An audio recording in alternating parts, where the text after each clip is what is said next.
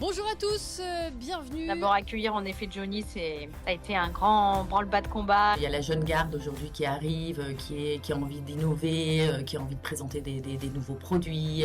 Je suis très opportuniste. Moi, j'ai monté ma boîte par opportunisme, dans le bon sens du terme. Bienvenue en ce lundi, merci beaucoup d'être avec nous. En réalité, j'étais pas du tout parti pour faire de l'événementiel.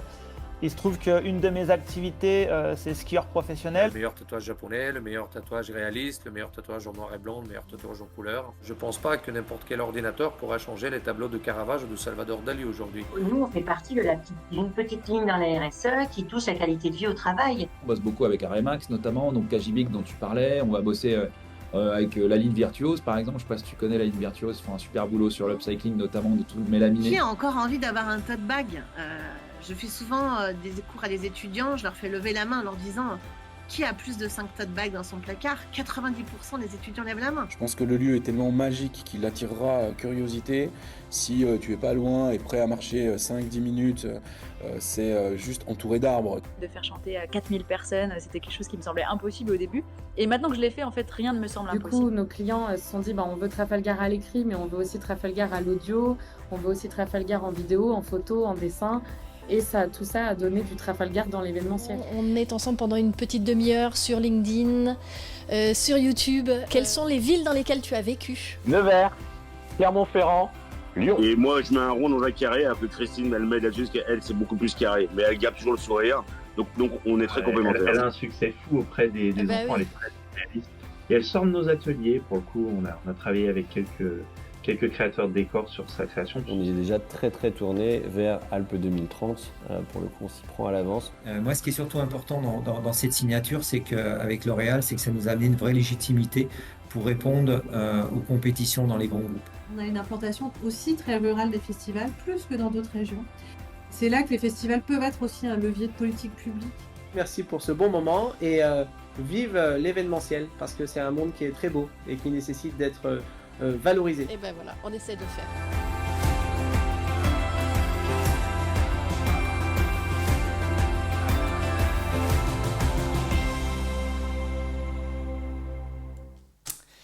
Bonjour à tous, merci de nous rejoindre, merci d'être présents sur ce live LinkedIn chaque lundi. En tout cas, on essaye chaque lundi de vous retrouver, de vous donner rendez-vous pour aller à la rencontre d'un nouvel acteur de l'événementiel, un nouveau professionnel du secteur de l'événementiel. Je suis Marilyn Genevrier, journaliste, animatrice pour l'événementiel. Je suis installée en région lyonnaise. Et aujourd'hui, je vous propose d'aller à la rencontre d'Arnaud Douchet. Bonjour Arnaud, merci d'avoir répondu présent, d'avoir accepté cette invitation que je t'ai lancée. Merci à toi. Bonjour Marilyn, bonjour à tous et merci pour l'invitation surtout. On est ensemble pendant une demi-heure, Arnaud. L'objectif, c'est de faire connaissance avec toi, de rencontrer aussi Novelty dans la région, comment tu te positionnes, et puis de parler peut-être d'événementiel de façon plus large aussi, l'avenir de l'événementiel, la conjoncture de l'événementiel. On peut en parler longtemps de la conjoncture, hein, si on se met à discuter de ça. Comment ça va ? Ça va bien. La période est un peu calme avec les vacances, mais on prépare les fêtes des Lumières et toutes les festivités de fin d'année, donc il y a quand même du job. Alors, on va peut-être dire ce que c'est que Novelty pour ceux qui te découvrent, quoique ça c'est quand même rare. Il y a quand même quelques acteurs de la technique à Lyon. On pourra peut-être en parler, faire un peu le tour. Novelty, c'est d'abord un groupe qui a donc plusieurs agences en France et à l'étranger aussi, dont cette agence donc, que tu tiens, dont tu es le directeur à Dessine, un prestataire technique, audiovisuel, vidéo, les réseaux aussi, le streaming, tout ça, vous gérez. Je dis ça très rapidement. Est-ce que tu peux peut-être me donner quelques détails déjà sur le groupe Novelty ? Alors, le groupe Novelty, donc on est prestataire technique audiovisuel en son, lumière, vidéo, structure, distribution électrique, donc tout ce qui est énergie, Ouais. et traduction simultanée. Donc notre métier, c'est vraiment la technique au service des événements, donc que ce soit les agences, les municipalités, enfin, toutes les personnes qui ont besoin de communiquer et de technique. C'est un groupe qui est né où? Alors, le groupe Novelty est né à Paris dans les années 80, aujourd'hui qui comprend 1300 collaborateurs dans l'ensemble du groupe. Donc, le groupe, c'est Novelty, donc la branche Novelty dont Novelty Aura fait partie, avec 8 agences réparties sur le territoire national et une dizaine aujourd'hui aussi à l'étranger. Et puis on a aussi dans nos marques, donc dans le groupe Novelty, du show qui est plutôt la partie live, donc accompagnement des tournées d'artistes, et Magnum, tous les gros événements parisiens, éclairage de la Tour Eiffel ou l'Arc de Triomphe. Donc voilà, donc tout ce petit monde travaille au service des projets et vraiment sur toute la technique, tout le spectre de la technique audiovisuelle. Ouais. Et donc Novelty s'est installé à Lyon, à Dessines, en 2021, a repris, c'est la suite finale de FaMusic que C'est ça, exactement. tu connaissais. C'est ça, donc au départ, l'agence s'appelait, l'entreprise s'appelait FaMusic, créée par Frédéric André en 79, qui était le sonorisateur de Léo Ferré. Et c'est Léo Ferré qui lui a dit, tiens, ça serait bien que tu achètes du matériel et que tu commences à le louer, à l'exploiter. Et dans toutes ces années, après, l'entreprise a grandi. On a rejoint le groupe du show en 2015 et du show a été racheté par Novelty en 2019. Et nous, on a changé de nom donc en 2021, sorti de Covid pour créer ce maillage territorial sur lequel aujourd'hui est placé Novelty, donc avec toutes ces entreprises sur le territoire. Tu faisais partie de FaMusic déjà, toi, à l'époque, Oui. Arnaud. Qu'est-ce que ça a changé ? Qu'est-ce que ça a changé de passer de Fa à Novelty ? On a pris une autre dimension. FaMusic, quand j'ai commencé, on devait être une quinzaine. Aujourd'hui, l'agence de Novelty Auvergne-Rhône-Alpes, c'est 43 collaborateurs.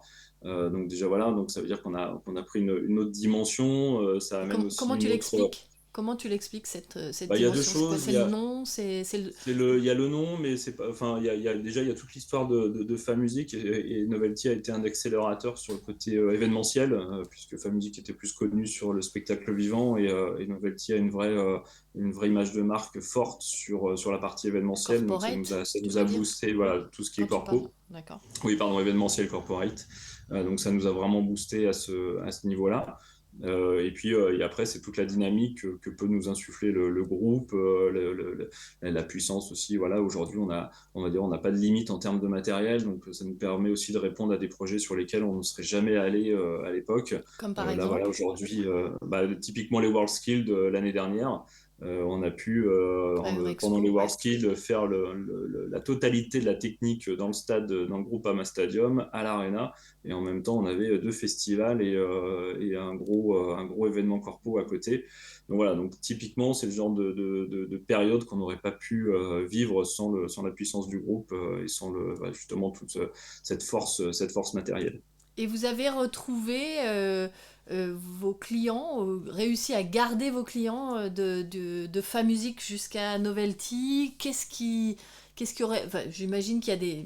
Ça peut chambouler un petit peu le client qui a l'habitude de travailler en direct avec une agence locale, en réalité, qui était FaMusic. L'important, en fait, c'était de ne pas changer l'humain. Aujourd'hui, l'humain est le même qu'il y a quelques années. On est quasiment tous des enfants de FaMusic. Après, il y a des gens qui nous ont rejoints.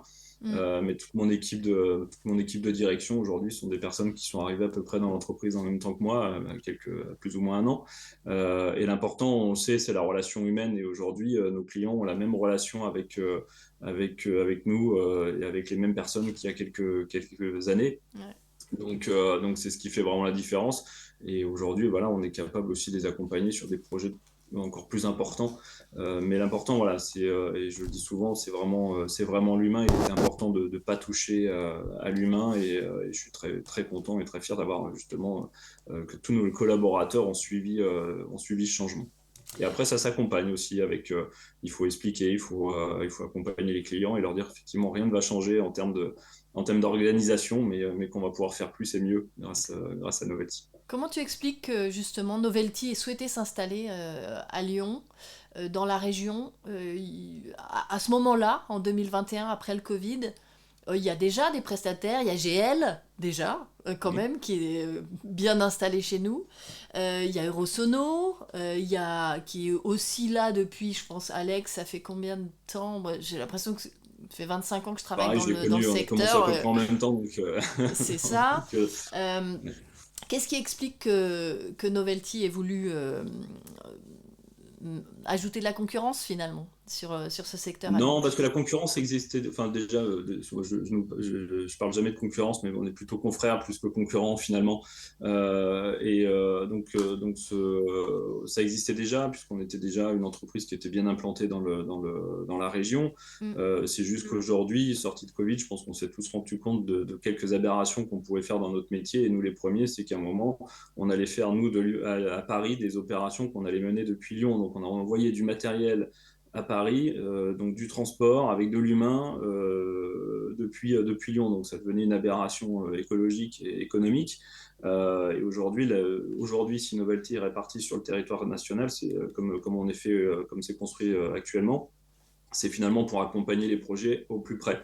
Donc typiquement, un client lyonnais... La dépense écologique des transports, transport de matériel. Et se dire, voilà, un client lyonnais qui a une opération à Bordeaux ou à Toulouse, c'est l'agence de Toulouse ou de Bordeaux qui va la gérer, tout en gardant la relation humaine avec le chargé d'affaires qu'il a sur Lyon. Mais on arrête de déplacer du personnel et de déplacer du matériel juste pour faire une opération. Et donc voilà, donc c'était vraiment dans cette logique-là, d'être au plus près des événements. Et tu en parlais tout à l'heure aussi sur le côté streaming, multiplex, etc. C'est qu'aujourd'hui, on est capable, grâce aussi à notre maillage national, de gérer des multiplex partout en France et avec le même matériel, avec la même philosophie. Ouais. Je voudrais bien qu'on parle justement des clients et des annonceurs sur la région Auvergne-Rhône-Alpes, et puis des salles aussi, parce que des salles de spectacle, notamment, il y en a de plus en plus dans ton quartier. À Dessines notamment. Avant ça, juste un petit mot à tous ceux qui nous écoutent. N'hésitez pas à laisser vos questions à Arnaud en commentaire de ce live sur LinkedIn. Je me permettrai de lui poser vos questions ou commentaires d'ailleurs. Hein. Vous avez le droit de dire qu'il a de belles lunettes si vous voulez. Je ferai le lien sans souci avec grand plaisir.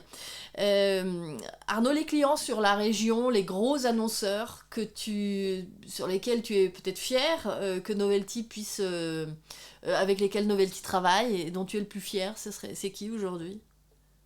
Alors déjà, nous, on ne travaille pas avec les annonceurs en direct. Nos clients principaux, c'est les agences. Les agences qui vont, elles, travailler pour un annonceur. Donc effectivement, on travaille, on fait des très belles opérations, des belles conventions, des lancements de produits avec des banques, avec des laboratoires pharmaceutiques, etc. Mais c'est jamais nous en direct, puisque vraiment nous, notre clientèle event et corpo, c'est avant tout l'agence événementielle, puisqu'elle va amener un package global où nous, on n'intervient que sur la partie technique audiovisuelle. Ouais. Donc j'ai plein de belles marques effectivement à citer, mais que je ne citerai pas. Mais voilà, mais tout ça pour dire que nous, vraiment, nos clientèles et corpo, c'est avant tout les agences. D'accord. Et comment... alors, c'est avant tout les agences, mais tu as besoin de lieux quand même pour développer ton activité. Comment tu les imagines tu l'imagines l'avenir de l'événementiel pour Novelty? Novelty est arrivé pour s'installer sur la partie corporate, ce que Famusic faisait pas trop. Aujourd'hui, comment tu vois toi, l'avenir de l'événementiel sur la région Auvergne-Rhône-Alpes? En ce moment, le corporate est un peu calme, on peut le dire, hein, les élections arrivent, on le sent. C'est la question, elle est un peu piège, mais parce qu'effectivement la période est calme. On sait que ça repartira parce que ça a toujours été comme ça dans notre métier. On a toujours des coups de frein et puis d'un seul coup ça réaccélère. À nous d'être agile à ce moment-là et d'être prêt. Et d'être capable de passer ces périodes un peu calmes. On a la chance d'être dans une région qui est quand même hyper dynamique. Vois par rapport. Alors hyper dynamique de quoi? Parce que par exemple Novelty Azur a le festival de Cannes, c'est plutôt sympa. Novelty Auvergne-Rhône-Alpes, c'est quoi les gros dossiers pour toi? Ah, les gros dossiers, enfin, en fait, c'est surtout les grosses périodes. C'est des grosses périodes comme mai, juin, juillet. On a septembre aussi maintenant est devenu un gros mois pour nous tous. Novembre, C'est décembre. quoi la biennale? C'est des événements C'est comme la ça? biennale. C'est typiquement au mois de septembre, on est sur des fins de festival, on est sur des débuts de lancement enfin, des événements corpo ou des événements grand public comme la biennale. Et puis on a aussi notre fin d'année où on fait encore beaucoup de salons, beaucoup d'événements corpo avec les séminaires de fin d'année et puis surtout la fête des Lumières. Donc on le voit en fait par rapport effectivement aux autres agences du groupe, c'est que notre saisonnalité elle est quand même assez elle est marquée, mais elle reste quand même assez linéaire, où des fois, sur certaines régions, et tu parlais d'Azur, typiquement, Azur, ils font leur activité en 6 mois, mais, donc ils ont un rendement qui est très fort pendant 6 mois, et puis une activité qui se calme après. Mais par contre, ils font des opérations assez exceptionnelles pendant toute cette période-là. Et donc, on voit finalement que chacun dans sa région, il y a des pics comme ça d'activité. Mais je trouve qu'on est une région qui est quand même assez dynamique. Il y a encore plein de beaux projets et on le voit, voilà, il y a des salles qui ouvrent, il y a des nouveaux projets de construction, etc. Donc c'est qu'on a encore plein de choses à faire. Je suppose que tu allais tu étais à l'inauguration de la nouvelle salle Fiducia L'Asteria, hein, c'est ça? Oui, tout à fait. À tout à Dessines, qui est juste à côté de la LDLC Arena, à côté du Groupama Stadium, à côté de chez Novelty aussi. Comment tu juges cette nouvelle salle, cette Asteria? Il y en avait besoin? Bah, il y en avait besoin parce que c'est vrai qu'ils ont une jauge, je pense, qui est assez intéressante sur un espace de 2000 mètres carrés complètement vide. C'est une jauge qu'on ne trouve pas forcément sur Lyon. Alors, pas en spectacle vivant, parce que ça, on le trouve sur les salles de concert, mais sur les salles où on va faire de l'événement corpo. C'est vrai que c'était peut-être un entre-deux qu'il fallait. C'est qu'il 2000 fallait mètres mettre en carrés, place. donc c'est 1500 à 3000 la C'est jauge, entre hein, c'est ça? 1500 assis et 3000 debout, et Debout, puis et avec c'est plat. D'accord. et avec une offre en plus qui est intéressante, je pense, avec l'Arena à côté, ce qui permet de faire toute la partie, on va dire, convention, lancement de produits ou sportif dans l'Arena, et puis le dîner, la soirée de dîner dans l'Asteria. Donc c'est une offre qui est intéressante, et puis ça permet à chaque fois même nous, de nous challenger techniquement, et on voit aujourd'hui que les salles de Lyon arrivent quand même bien à remplir, parce qu'il y a de plus en plus de spectacles vivants aussi, et les gens ont besoin de consommer des choses qui leur font du bien. Donc je pense que c'est une offre qui peut être intéressante. Ouais. Et toi, tu travailles, tu as des contrats sur des salles comme ça, où elles sont déjà techniquement toutes équipées? Elles internalisent comme à l'habitude de le faire GL parfois aussi, enfin souvent. De plus en plus, les salles achètent une base de matériel, mais comme finalement il n'y a pas un événement ou il n'y a pas un concert qui se ressemble, on n'arrive pas, enfin, il n'y a pas de standard qui existe. Donc c'est là où nous on arrive, et c'est là où est notre plus-value, c'est qu'à un moment on vient faire de l'exceptionnel, on vient faire des choses qui sortent du commun. Donc voilà, donc nous, dès qu'il y a une nouvelle salle, c'est une nouvelle opportunité de création, puis des nouveaux défis techniques. Tu as déjà Donc, une c'est vue là top sur aussi. l'Asteria, justement? Il y a déjà des contrats Non, pas encore, non. de prévu? Non, c'est vrai que là, c'est le lancement est tout frais, donc on verra à terme ce que ça donne. Ben oui, j'espère que ce sera Mais je pense que ça marchera. Qu'est-ce Oui, que ça tu as marche. sur le début de l'année, sur 2026? Il y a des élections déjà qui vont prendre du temps. Les élections, ça te fait pas bosser, toi, en tant que prestataire Alors, technique? on a eu fait à l'époque des tournées pour certains candidats. Ah. Donc Tu c'était acceptes, de travailler pour des candidats sur des meetings? Oui, parce que voilà, c'est déjà des agences aussi avec qui on travaille depuis des années, qui ont ces opportunités-là. Donc voilà, donc on les accompagne. On les accompagne sur leur meeting, ou sinon après ça peut être aussi dans les salles avec lesquelles on travaille qui nous font Lesquels une commande. meetings tu fais? Est-ce que tu acceptes de communiquer là-dessus ou... Non, on verra. Enfin, Pas trop. c'était à l'époque. Donc, voilà. Oui, c'est ça, il y a des nouvelles élections qui arrivent, c'est ça C'est ça, il y a des nouvelles élections qui arrivent.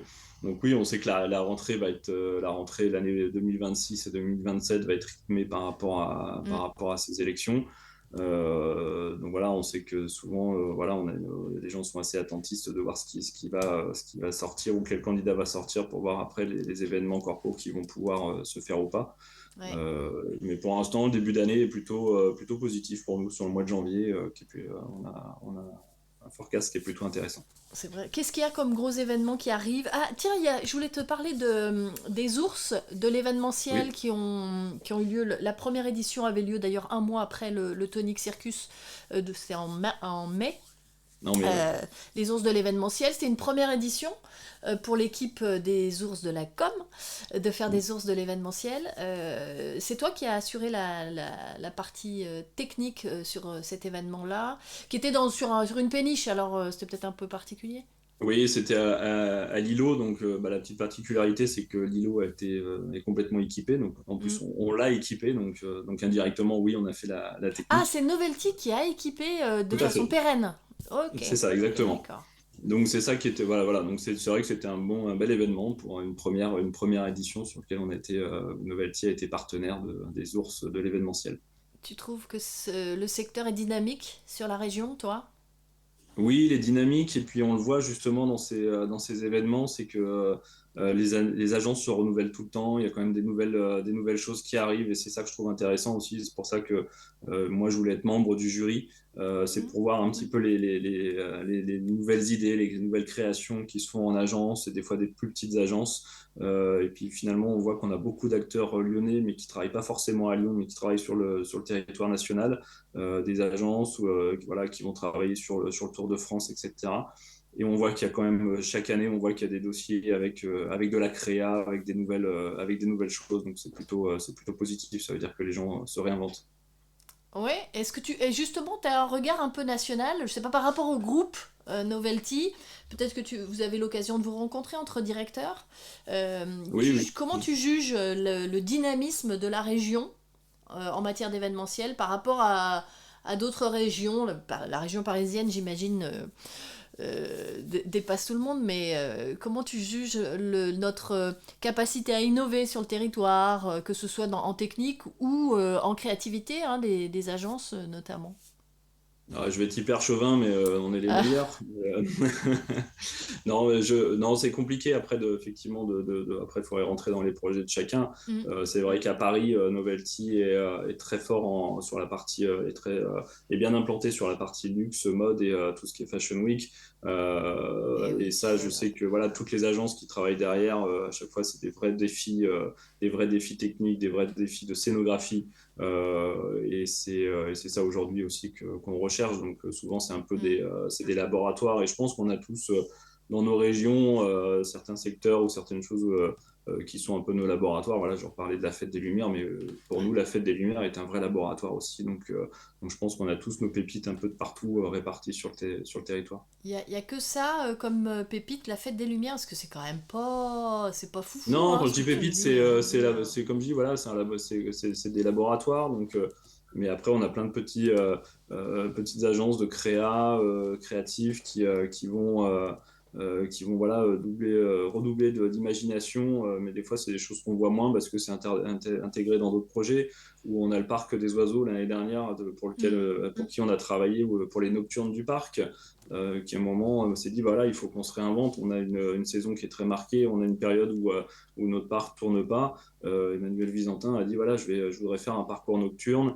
et avec les allumeurs de rêve on a fait le plus grand mapping jamais réalisé sur un étang l'année dernière. Donc voilà, donc on sait que tous les ans, tous les 2 ans, on va se retrouver avec des projets assez exceptionnels. Donc non, on a quand même un paquet de pépites à Lyon, et puis les gens surtout qui n'ont pas peur, qui sont engagés et qui vont repousser les limites. Et je vous invite d'ailleurs tous, vous qui nous écoutez, à aller jeter un œil sur la programmation du Parc des Oiseaux, puisque tu en parles. Hein. Il y a vraiment une programmation de concerts qui est Tout à fait. En fait, il y a 2 choses. Ouais. Il y a le festival en septembre et les nocturnes là, qui débutent fin novembre. Et je vous invite à aller faire un petit tour avec vos enfants. Avec les enfants aussi, tu conseilles? Il faut.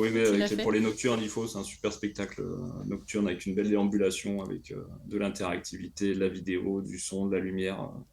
Il y a tout.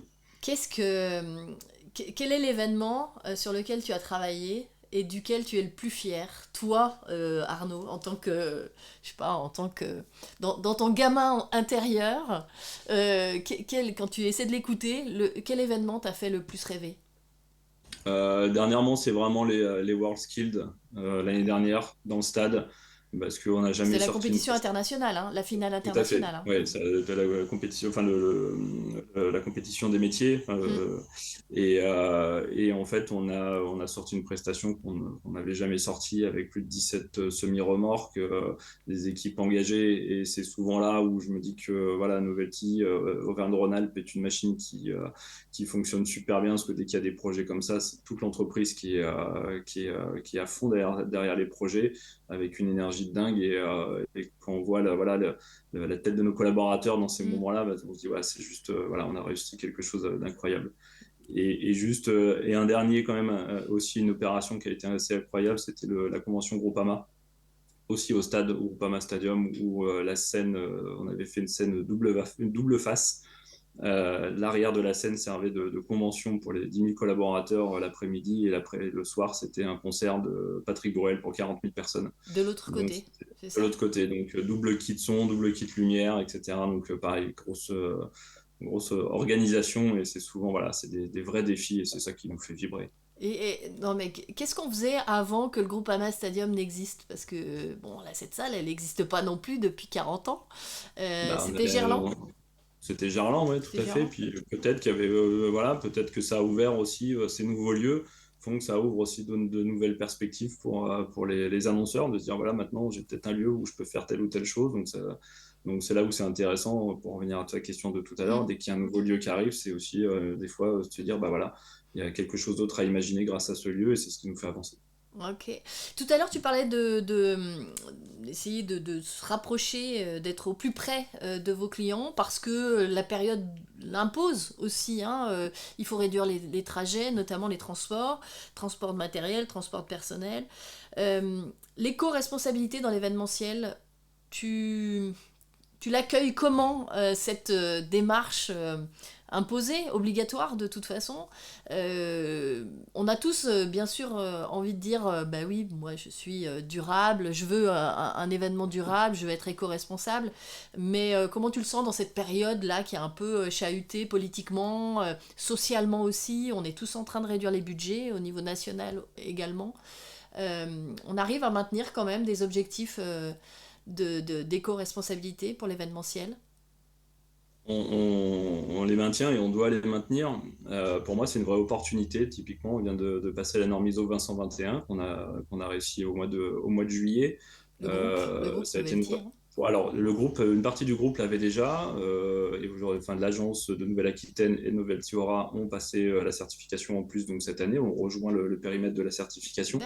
C'est une vraie opportunité, parce que c'est une obligation aujourd'hui alors je dirais pas une obligation, mais ça nous permet de nous mettre dans une réflexion continue et une amélioration continue de tous nos process, de nos engagements, que ce soit envers nos collaborateurs, envers nos clients, forcément aussi envers la planète.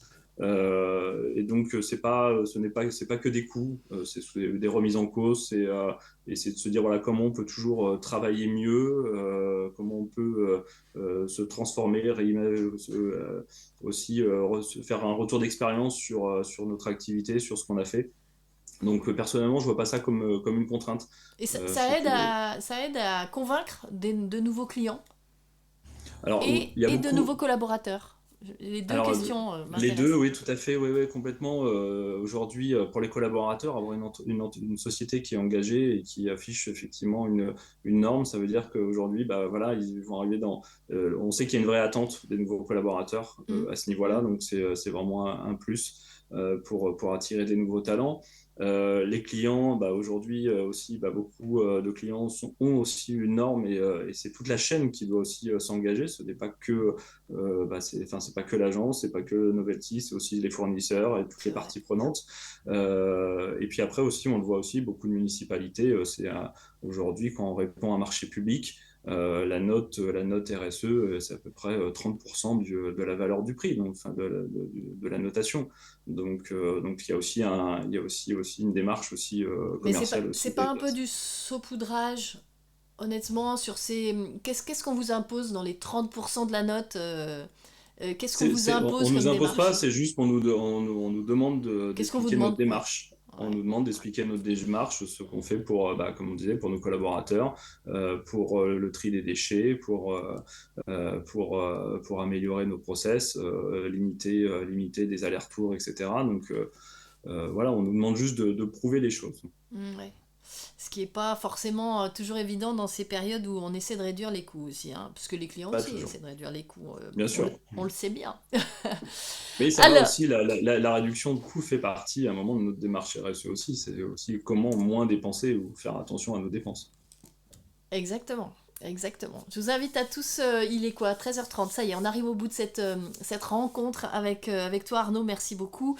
www.novelty.fr et vous aurez accès à l'ensemble à toutes les agences Novelty de France d'ailleurs, donc vous pourrez aller directement prendre contact avec celle d'Auvergne-Rhône-Alpes. Merci à toi d'avoir répondu à quelques questions de nos internautes. Je t'invite à te connecter sur LinkedIn les prochains lundis pour suivre d'autres interviews. Merci à tous de nous avoir suivis également. On se donne rendez-vous lundi prochain, si je ne m'abuse, lundi prochain. Mon invité sera Gabriel Giorda, directeur général d'Espace Réceptif, que tu connais peut-être, Arnaud ? Oui, tout à fait, on se croise pas mal. Vous travaillez ensemble ? Non, malheureusement, mais ça sera peut-être un jour peut-être. Ça sera peut-être pour une prochaine fois. Bah écoute, j'espère, hein, franchement. Je suis ravie de vous retrouver, moi en tout cas, chaque lundi et de pouvoir vous permettre petit saut de puce comme ça dans les métiers de l'événementiel. On a parlé de technique aujourd'hui. On parle d'animation d'autres fois, rencontres avec des agences aussi, et probablement de réception et de bonne gastronomie la prochaine fois, je l'espère. Merci beaucoup, bon lundi et bonne semaine à tous. Merci, salut Arnaud. Au revoir. Bonjour à tous, bienvenue. D'abord accueillir en effet Johnny, ça a été un grand branle-bas de combat. Il y a la jeune garde aujourd'hui qui arrive, qui a envie d'innover, qui a envie de présenter des nouveaux produits. Je suis très opportuniste, moi j'ai monté ma boîte par opportunisme dans le bon sens du terme. Bienvenue en ce lundi, merci beaucoup d'être avec nous. En réalité, j'étais pas du tout parti pour faire de l'événementiel. Il se trouve qu'une de mes activités, c'est skieur professionnel. Le meilleur tatouage japonais, le meilleur tatouage réaliste, le meilleur tatouage en noir et blanc, le meilleur tatouage en couleur. Je pense pas que n'importe quel ordinateur pourra changer les tableaux de Caravage ou de Salvador Dali aujourd'hui. Nous, on fait partie de une petite ligne dans la RSE qui touche la qualité de vie au travail. On bosse beaucoup avec Aremax notamment, donc Kajibic dont tu parlais. On va bosser avec la ligne Virtuose par exemple. Je sais pas si tu connais la ligne Virtuose, ils font un super boulot sur l'upcycling notamment de tout le mélaminé. Qui a encore envie d'avoir un tote bag Je fais souvent des cours à des étudiants, je leur fais lever la main en leur disant qui a plus de 5 tote bags dans son placard. 90% des étudiants lèvent la main. Je pense que le lieu est tellement magique qu'il attirera curiosité. Si tu es pas loin et prêt à marcher 5-10 minutes, c'est juste entouré d'arbres. De faire chanter à 4000 personnes, c'était quelque chose qui me semblait impossible au début. Et maintenant que je l'ai fait, en fait, rien ne me semble impossible. Du coup, nos clients se sont dit, on veut Trafalgar à l'écrit, mais on veut aussi Trafalgar à l'audio, on veut aussi Trafalgar en vidéo, en photo, en dessin. Et tout ça a donné du Trafalgar dans l'événementiel. On est ensemble pendant une petite demi-heure sur LinkedIn, sur YouTube. Quelles sont les villes dans lesquelles tu as vécu ? Nevers, Clermont-Ferrand, Lyon. Et moi, je mets un rond dans un carré, alors que Christine, elle met là-dessus, parce qu'elle, c'est beaucoup plus carré. Mais elle garde toujours le sourire. Donc on est très complémentaires. Elle a un succès fou auprès des enfants, oui. Elle est très réaliste. Et elle sort de nos ateliers. Pour le coup, on a travaillé avec quelques créateurs de décors sur sa création. On est déjà très tourné vers Alpes 2030. Pour le coup, on s'y prend à l'avance. Moi, ce qui est surtout important dans cette signature, c'est qu'avec L'Oréal, c'est que ça nous a amené une vraie légitimité pour répondre aux compétitions dans les grands groupes. On a une implantation aussi très rurale des festivals, plus que dans d'autres régions. C'est là que les festivals peuvent être aussi un levier de politique publique. Merci pour ce bon moment et vive l'événementiel, parce que c'est un monde qui est très beau et qui nécessite d'être valorisé. Et ben voilà, on essaie de le faire.